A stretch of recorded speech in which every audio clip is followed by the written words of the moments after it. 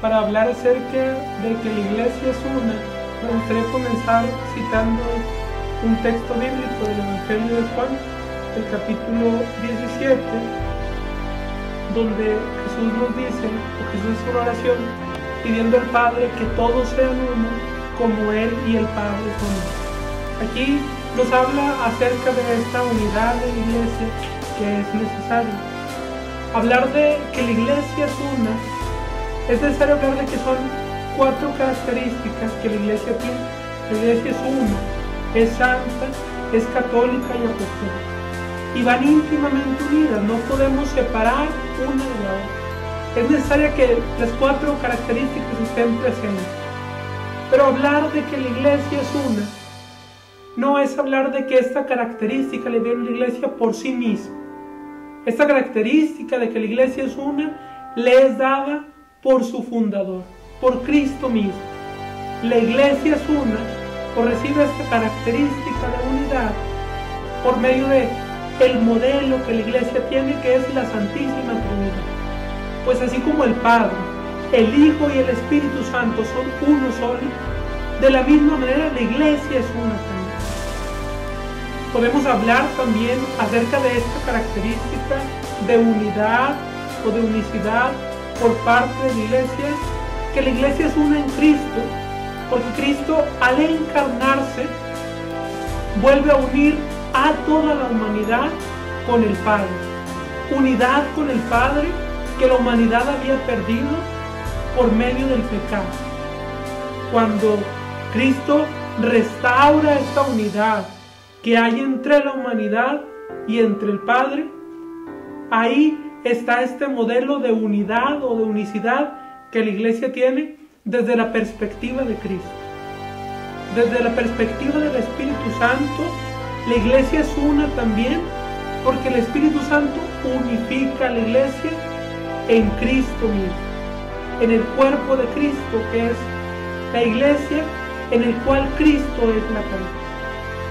Y para hablar de este ejemplo de el pueblo como cuerpo de Cristo, quisiera utilizar también una cita bíblica más en la cual San Pablo nos va a poner este ejemplo.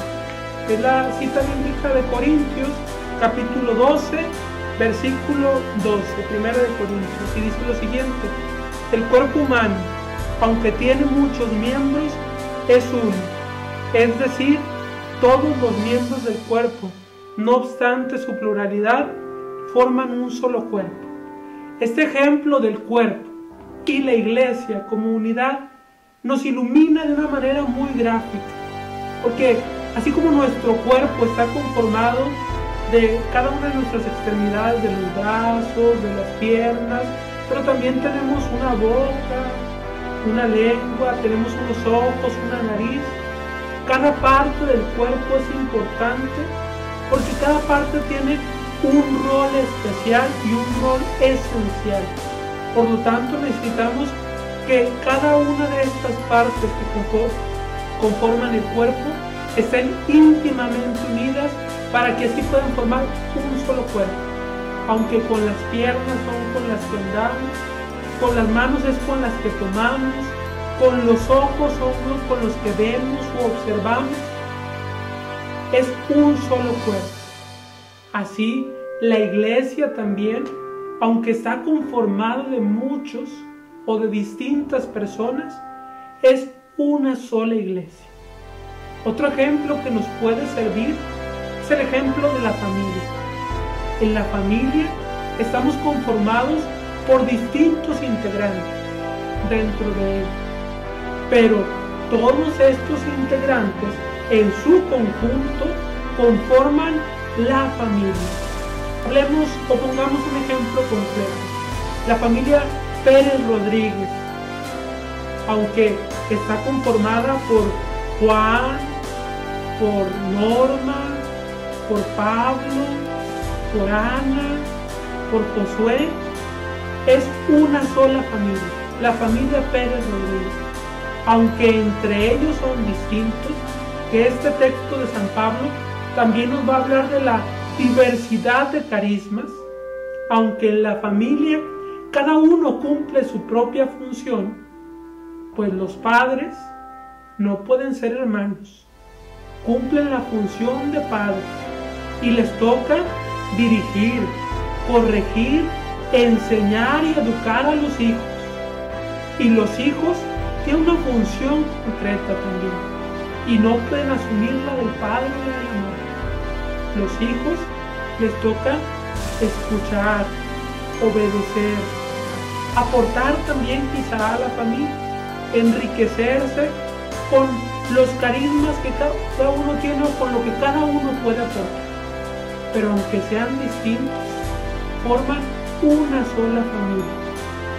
Así en nuestra iglesia también, ella está conformada de diversos elementos, de diversos grupos, de diversos movimientos, distintas parroquias, pero es una sola iglesia. El Papa Francisco, en una audiencia que tuvo el 28 de septiembre del año pasado con un conjunto de peregrinos, les decía lo siguiente: la iglesia es una para todos.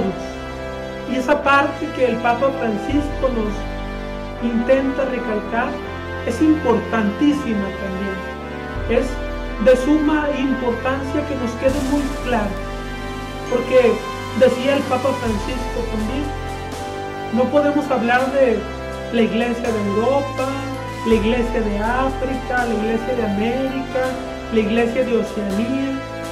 No, decía el Papa, es una sola iglesia. Aunque pertenezca a lugares distintos, aunque tengamos costumbres muy diversas, al final es una sola iglesia. Y estamos hablando aquí de la unidad y de la unicidad, que es una de las 4 características que nuestra iglesia tiene. Si aterrizamos en nuestra realidad concreta, podemos hablar que en tu parroquia tú puedes ubicar que hay distintos grupos, distintos movimientos. Están los de renovación, están los del equipo de liturgia, los de la catequesis, los grupos de jóvenes, que incluso entre los grupos de jóvenes puede haber diversidad también.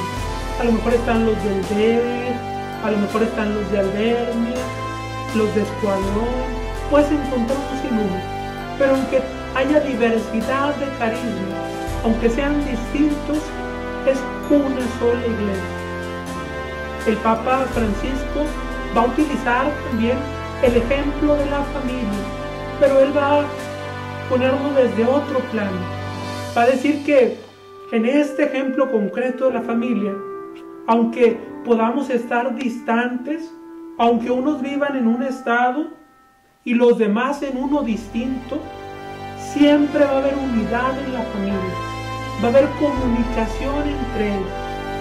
Y entonces esto lo hace para hablarnos de que, así como decíamos ahorita, hay iglesia aquí en América, hay iglesia o de alguna manera presencia de la iglesia en Europa, presencia de la iglesia en África, y en cada uno de los continentes es una sola iglesia, porque hay comunicación entre nosotros, hay comunidad, hay comunión entre nosotros, como una sola iglesia que somos. Ya quizá para ir finalizando, para ir cerrando, podemos aterrizar el ejemplo concreto de nuestro seminario. Tú que eres parte de nuestro seminario, sabes que en tu grupo concreto está conformado de distintas personas. Cada uno de ustedes proviene de una familia distinta, tiene costumbres diferentes, maneras de afrontar las cosas diversas, pero de todos modos no dejan de formar parte de ese grupo concreto al que pertenecen. Así es nuestra iglesia también, aunque podamos tener opiniones diversas, aunque podamos pensar de tal o cual manera, de todos modos debe haber una unidad entre nosotros. Esto nos va a llevar quizá a buscar algo que esta unidad de la iglesia está pretendiendo también, que es el ecumenismo, ¿verdad? Que es el diálogo entre los cristianos, diálogo que se perdió quizá por una razón o por otra, pero la iglesia ¿Qué es lo que busca con este movimiento que es el ecumenismo? Encontrarse en ese diálogo entre cristianos, volver a lo común que hay entre nosotros para poder interactuar.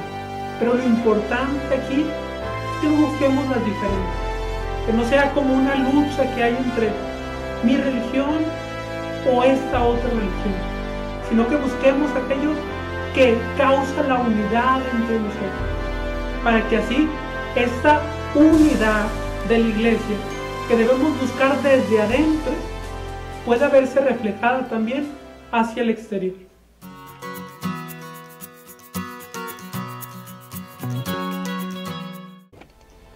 La santidad de la iglesia refleja una identidad muy grande con Dios, la presencia de Dios de una manera intensa y total en la vida de la iglesia. Es una comunidad donde se vive la caridad, la esperanza y la fe. Es una comunidad ante la cual Dios comunica la verdad y la gracia para todos, especialmente pues para los más pobres a semejanza de Jesús. Todas las personas que integran y forman parte de la iglesia reciben de la iglesia pues la salvación, y en eso radica la santidad.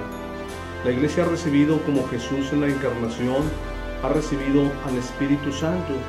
En la persona de Jesús, verdadero Dios y verdadero hombre, pues aparecen esos dos aspectos de la naturaleza de la iglesia. Además de estar integrada por seres humanos limitados, pecadores, pues está inspirada y llena del Espíritu Santo, y en eso consiste la santidad. Una iglesia santa, llena de Dios, y a través de la cual pues llega Dios a la vida de todas las personas y de los integrantes en ella. Es entonces la iglesia como santa, un medio a través del cual Dios comunica la santidad a todos nosotros. Acoge a los pecadores, acoge a todo tipo de personas para conducirlos a la salvación.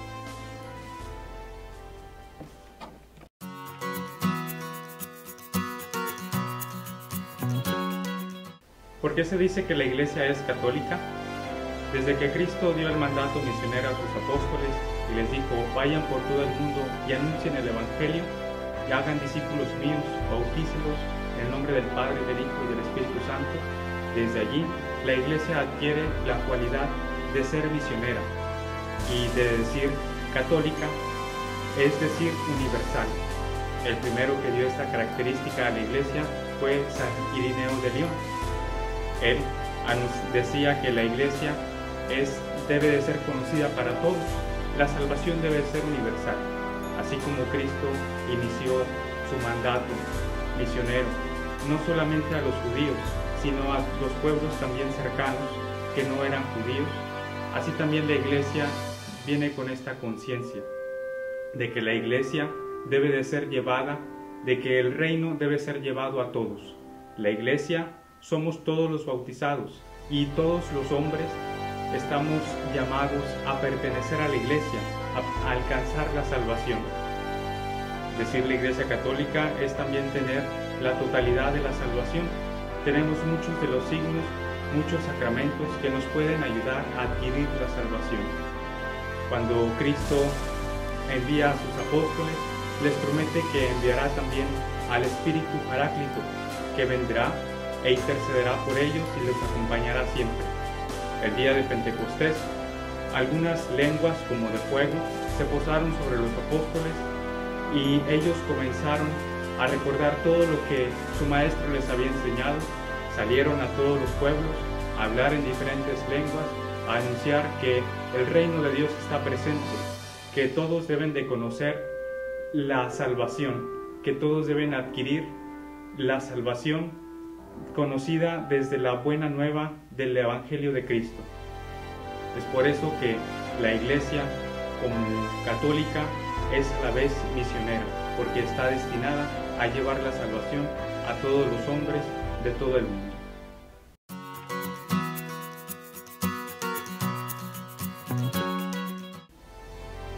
La Iglesia Católica es apostólica porque está fundada sobre el cimiento de los apóstoles. ¿Qué significa esto?